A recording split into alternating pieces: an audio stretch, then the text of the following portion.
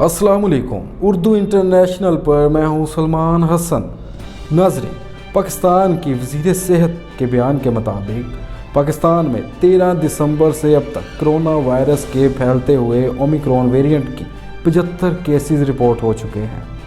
Omicron गुज़श्ता माह जनूबी Africa में सामने आने के बाद चंद ही हफ्तों में दुनिया के तकरीबन 90 ममालिक में फैल चुका है।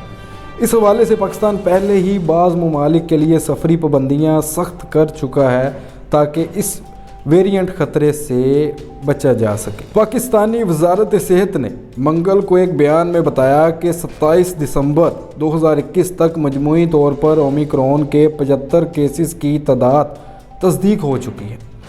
कराची में 33, इस्लामाबाद में 17 और लाहौर में 13 केसेस सामने आए हैं, जबकि 12 केसेस का ताल्लुक बैनुल-अक़वामी सफ़र के साथ है।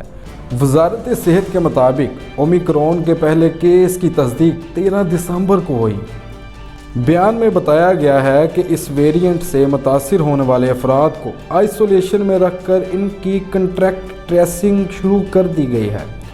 दूसरी जानब आलमी अदारा सेहत WHO ने मुल्क पर जोर दिया है कि वो सेहत के निज़ाम को बेहतर बनाए और लोगों को वैक्सीन लगवाएं ताकि ओमिक्रॉन वेरिएंट की वजह से कोविड-19 से मुतासरा अफराद की तादाद में इजाफे को रोका जा सके। पाकिस्तानी वजारत सेहत ने कहा कि वायरस में होने वाली तब्दीलियों के बावजूद कोविड-19 से बचने के लिए वैक्सीनेशन और एहतियाती तदाबीर बेहतरीन दफ़ा है।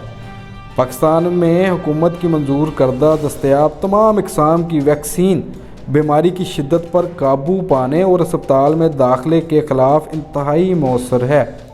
हुकूमत ने हर किसी पर जोर दिया है कि वो कोविड-19 की वैक्सीन के दोनों खुराकें और अहलियत की शराइत के मुताबिक बूस्टर डोज लगवाएं।